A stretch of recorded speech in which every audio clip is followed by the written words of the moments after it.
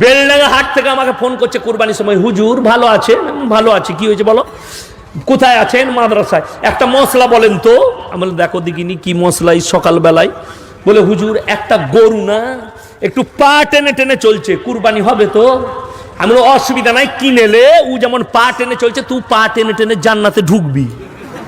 আমি বলি হাটে আর ভালো গরু নাই? বলে আছে হুজুর, মানে ওটা 5,000 কম হচ্ছে। তাহলে ঠিক কুরবানির সময় সিং ভাঙাটা, কান কাটাটা, নেজ কাটাটা, খুঁড়াটা মানে দামে কম দে। মৌলবিকে জলা ফোন করে যদি কোন রকম হ্যাঁ বলে দেয় তা সালা মেরে দিলুম ছক্কা, ফেরে পড়বি তা তু পরগা। আমি তো আর চোখে দেখছি না কি পা টানছে কি পা খুঁড়া হচ্ছে, আন্দাজে বলতে হবে আমাকে। ওই জন্য এখন তো কুরবানি আর কুরবানি নাই, রেডিমেড মাল সব। কুরবানি রেডিমেড জানেন কি আছে? কেরলে হ্যালো নাসির, আমার একটা ই দিয়ে দিস তো, ভাগ দিয়ে দিস, ফোন পেতে টাকা মেরে দিচ্ছি, গোশটা কি করব? ও গোশ যা পারিস করে দিস। এটার নাম হচ্ছে ফোন পে কুরবানি। কি বললেন? রেডিমেড। এখন তো রেডিমেড কুরবানি।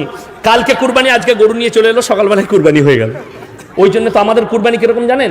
নামাজ পড়ে এসি লুঙ্গি ছেসে ধরবে শালা, ফেলবে শালা, জবাই করবে শালা, দিয়ে শালাতে কুরবানি হয়ে গেল। ঠিক বলছি না ভুল বলছি? শুনেলেন?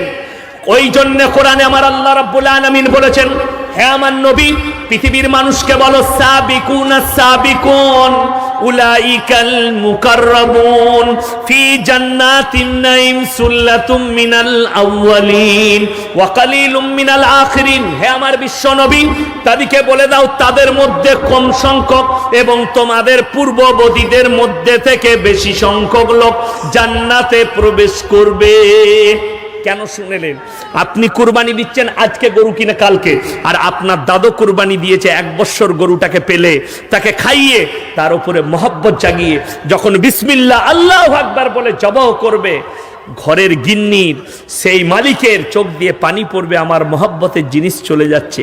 হযরতে ইব্রাহিম আলাইহিস সালাতু ওয়াস সালাম হযরতে ইসমাইলের উপরে যখন ছুরি চালাতে গিয়েছিলেন, রুমালটা চোখের পানিতে ভিজে গেছে। রুমালটা যে রুমালটা চোখে বেঁধেছিলেন, রওয়ায়েতে আছে হযরতে ইসমাইলকে আল্লাহ সরিয়ে নিলেন আর জিবরিল আমিনকে বললেন আমার নবীর হাতের তলায় জান্নাত থেকে দুম্বা নিয়ে গিয়ে ভরে দাও। জোরে একবার বলুন সুবহানাল্লাহ।